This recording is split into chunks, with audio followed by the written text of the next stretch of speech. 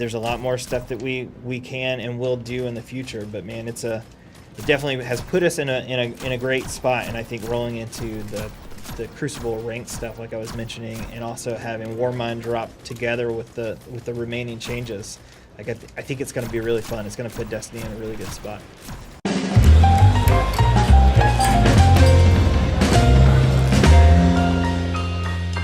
Hello everyone, and welcome to a very special episode of PlayStation Underground. We are here at Bungie, looking at Destiny 2 Warmind, the Insight Terminus strike. I'm here with Evan, the design director of Warmind. Evan, wave to the camera for us, would you? Thank you. And we are here with, technically at Bow. Yeah. Thank you, Josh, our sandbox lead for Destiny 2. Hi, everybody. So regal. Yeah. So regal. Yeah. So we are here on Nessus. This is one of the new strikes. This is the Sony exclusive strike for the Warmind DLC. One of 3 total strikes in the DLC. Is that right? Yep, Adam? that's correct. Yep, 3 strikes total. So as people have definitely already noticed, we're rolling with some special weapons here. You all were generous enough to treat me to my very favorite weapon from D1. The Suros Regime is back. It has all the perks that you missed, and I am very thankful to you guys. Thank you. You're very welcome. I personally hope you enjoy it. From everyone here at Team Suros. Tell me a little bit about what you guys are rolling with. Yeah, so I got the Polaris Lance, which is Anna Bray's scout rifle from Polaris. It has a really cool perk. If I get 4 precision shots, my 5th shot is a delayed explosive solar round. And I'm also rolling a D2 Classic Sins of the Past rocket launcher. Okay, and sorry, Anna Bray was that? Anna Bray. Anna Bray is one of our new NPCs we're introducing in the Warmind expansion. So we've mentioned her before in some Grimoire and other extended fiction, but we're actually going to make her a fully realized character. Okay, cool. And Josh, what do you got there? I am running a D2 Classic loadout. I have a Better Devils and a Positive Outlook, as I do. And then I also have a new and improved Borealis exotic sniper rifle, because everybody loves a sniper. Now, new and improved. New and improved. Tell me a little bit about that. Yeah, so we've it's gotten some upgrades. It now has a perk that says if I match damage types, that I do more damage for every other shot in the magazine. Additionally, it's now able to be masterworked, so you can get it to drop orbs. And finally, like all snipers, it got the new and improved sniper scope updates that makes it a lot more reliable in general, and just they feel so good. They're so crispy. Now, is the sniper scope updates, was that part of the Go Fast? No, actually. Okay. That is coming with Season 3. Okay. Yeah. Yeah, so we should say, congratulations. Did everyone else finish their strike challenge, or was that just me? I did it? Okay. Oh, I'm actually going to have to warp out here, guys, and go turn in these tokens. So Warmind's coming May 8th. It's got a few new strikes, new destination, a bunch of other stuff that we're going to talk about as we kind of go through this strike. But Season 3 is also hitting that day, right? So there's going to be some updates kind of throughout the game and the sandbox too, I guess, right? That's right. We're doing a big sweeping pass on exotic weapons, adding their masterworks and tuning up several of them to make them significantly more potent, I will say. Okay. And will those work kind of the same way that the Masterwork system worked for the Legendaries? So the difference in the Exotic Masterworks versus Legendary Masterworks is the the Exotic Masterwork perk is hand-built for the exotic that it's attached to. Okay. And so you don't re-roll those, but you do get the orb generation perk included, and then a bonus that, like I said, is hand-built for the specific exotic. Gotcha. Yeah. And is this part of kind of along the same lines of thinking, oops, is that first death? That's first number death? 1. That is number 1. Okay, all right. Well, I'm the outsider here. I don't work for Bungie, so it's okay. I feel that's okay. So is that part of kind of an overall philosophy that you guys have with exotics, just about kind of really trying to make them seem much more special than most of the legendaries in the game? Yeah, we want to.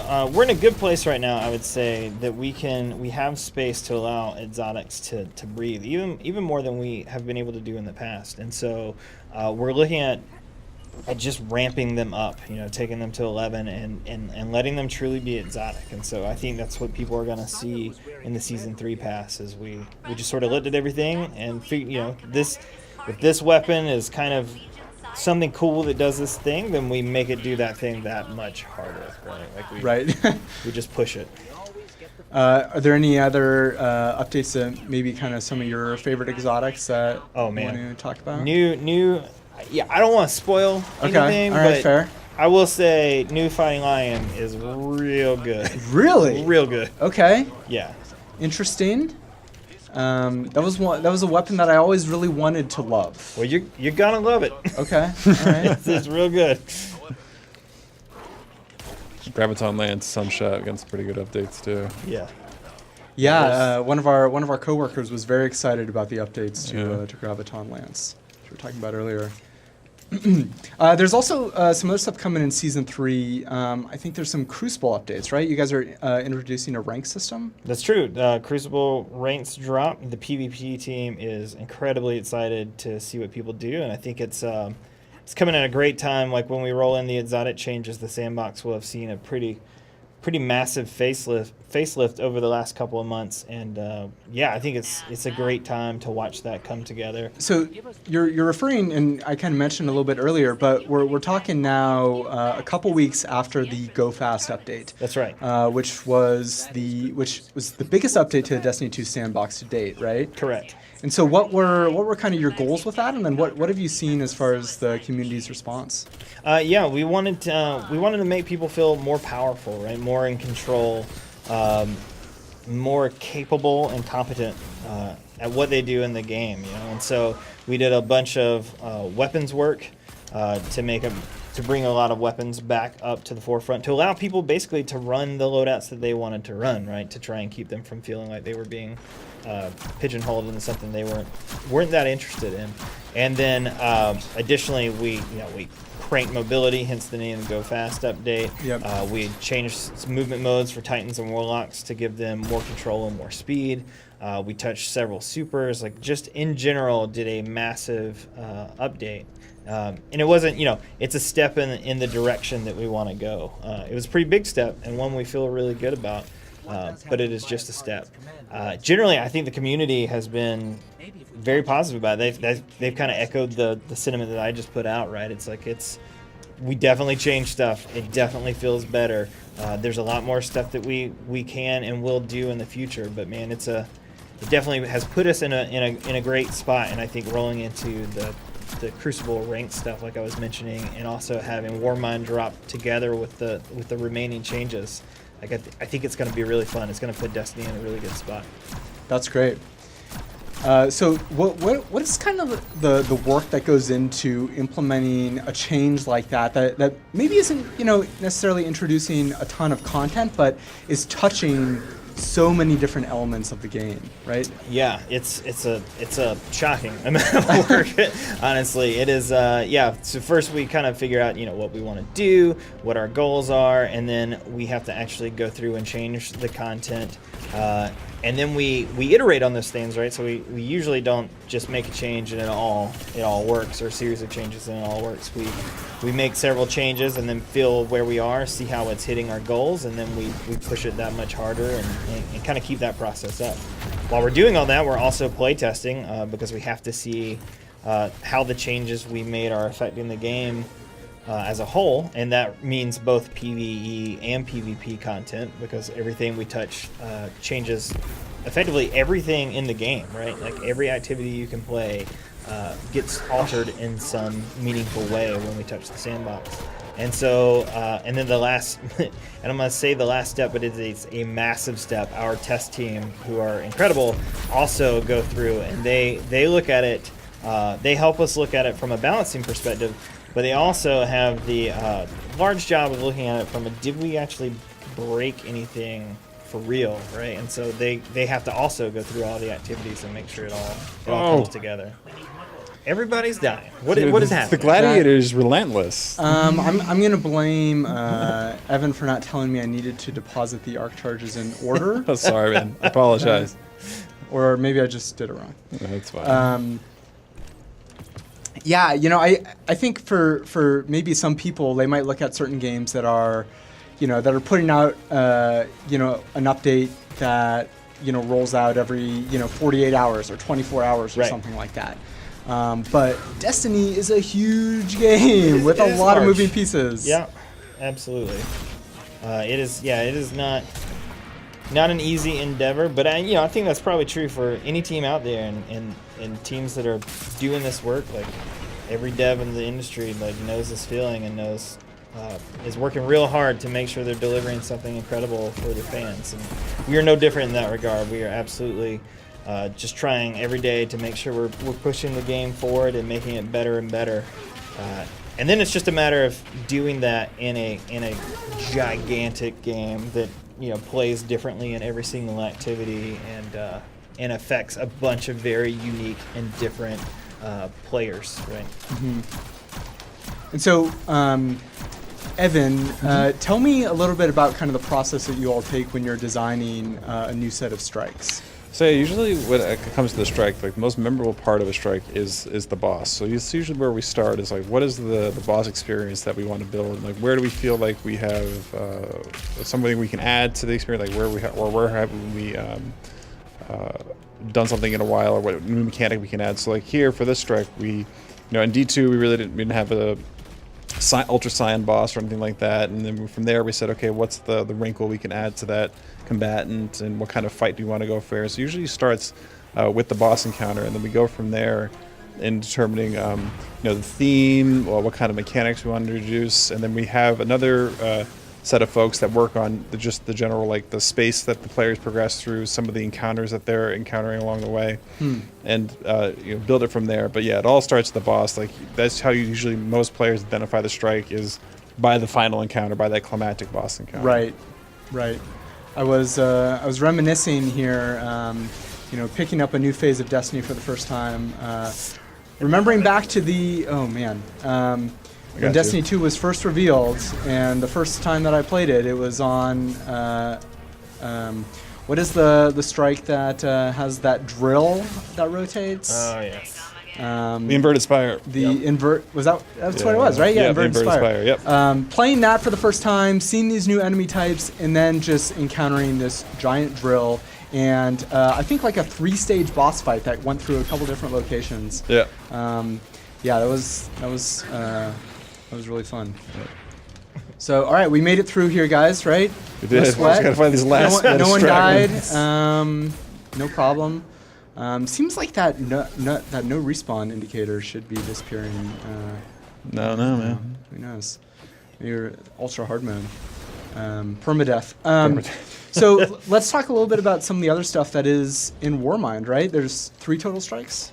Yep, 3 strikes. So we got 2 strikes in addition to this 2 that take place on Polaris. Part of the main theme of Warmind is it's kind of focused on Rasputin, so revealing a little bit of the mystery of who Rasputin is and what his role in Destiny is, and also probably bringing up some new questions. And we're bringing in or introducing a new NPC in game with Anna Bray.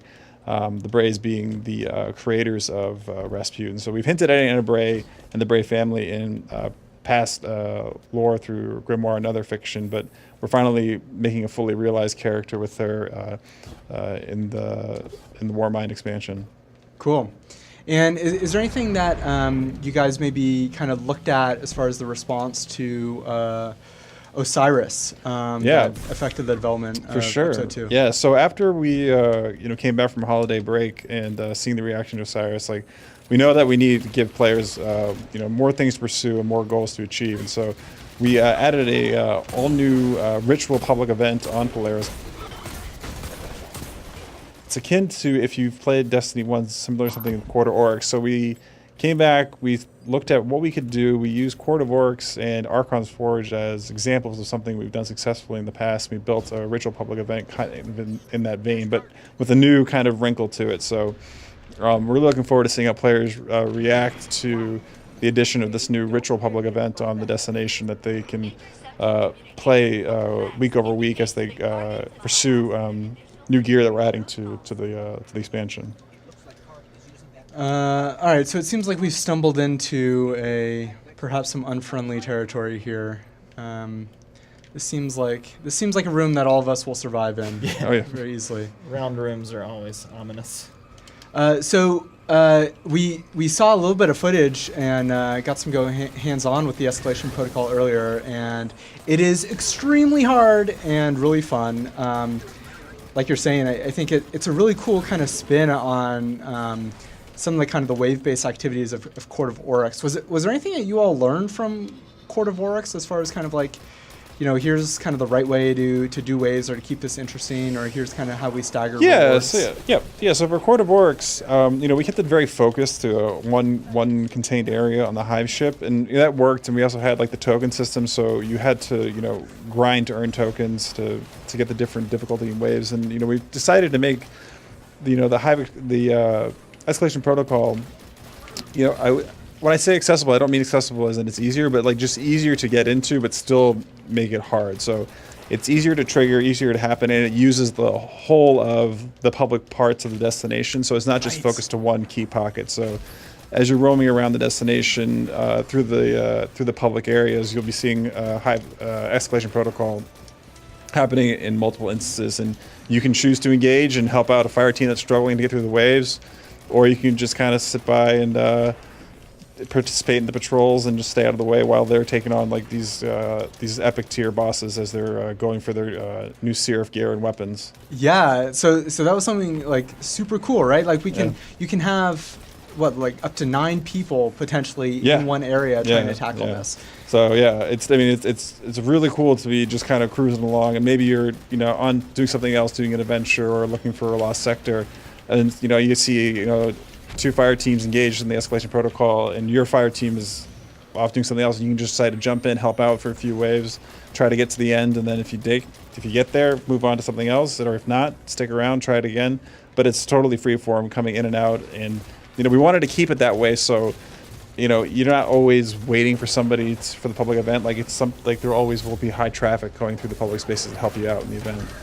That's super cool. Yeah. And it requires much more of an investment than just a public event, right? Oh, yeah. 7 waves, I think, 7 right? waves and escalating difficulty and bosses, and and very powerful. Like the hardest combatants in the game are in escalation protocol. So you have to be ready. You have to become prepared with the strategy, and be ready to grind for a bit as you progress through the waves. Now, Josh, I know you're going to tell me there's some awesome stuff once I There go is some awesome stuff. Yes, there are new weapons, super cool art-wise. Additionally, they have some of the newer perks we've made just to start shipping with these weapons. And so while we might roll them out to additional legendaries in the future, right now those weapons are the only way to get your hands on them. There's an incredibly good shotgun, an awesome sniper rifle. The sniper rifle, for example, has a new perk called box breathing that lets you, if you hold ADS for long enough, then you get an incredible damage boost to your precision damage. And so excellent for PvE snipers. Right. Perhaps used on the escalation protocol themselves. Perhaps, yes. There's a real moment in escalation protocol where you're like, wow, that's a lot of ogres. And then there's another moment where you're like, nope, I was wrong. This is a lot of ogres. Yeah, totally. It really threw off my kind of calibration. What was it, Josh? I think, did you confirm that the canon term for a group of ogres is a murder of ogres? It is a murder of ogres. Okay. That is correct. Okay, yes. so we can get that. That's in the Grimoire. Maybe not. It hasn't been revealed yet, but it's an exclusive reveal on PlayStation. Exactly. So, as we talked about, I'm rolling with the Suros Regime, classic exotic from Destiny 1. How do you all look back at kind of the arsenal that you've built out and decide, hey, it's time to bring something back? It depends. Like there are a lot of D1 weapons that people love, and so we want to honor those things and bring them back in interesting ways and when it's the right time. But we also don't want to just bombard people with reprise weapons either, and so it's it's hard to know exactly if we're always doing the right thing, and so Right. we want to make sure we're giving a great mix of new awesome stuff, but also, hey, here's this thing. Like, if you missed this, or you were a favorite of Suros, for example, then like, here, go get it, right? It's yours. Right. So it's just a matter of making sure we have enough stuff that is both new and reprised stuff people are going to be happy with.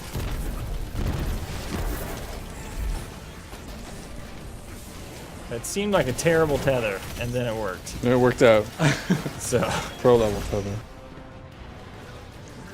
And how do you all decide? I mean, obviously you have a very vocal, kind of active community. How do you all decide that something is like, hey, this is something that we need to try and kind of work on right now versus, maybe this is something that we should look at kind of in a larger update in the future?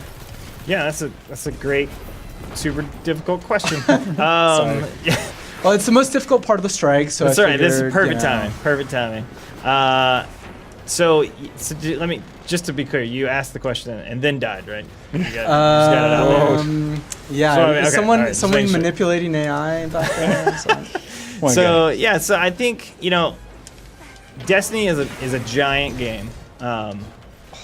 It's huge. It's got a lot of very distinct players who play, whether it be PvE or PvP. But I think even within those areas, you have people that want different things out of those modes, right? Even there are PvP players who want one thing, and PvP players that want another. And so we are also players of the game. Like, we are, I'm on almost every night playing with my cousin and friends and people from work, and so we're also having these conversations about what we should do.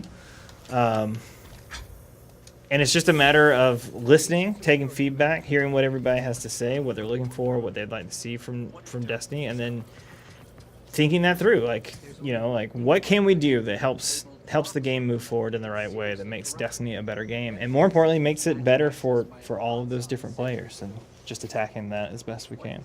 Cool.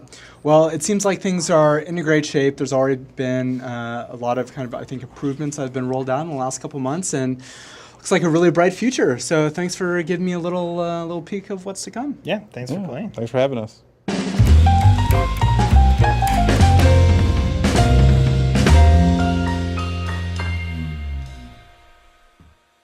PlayStation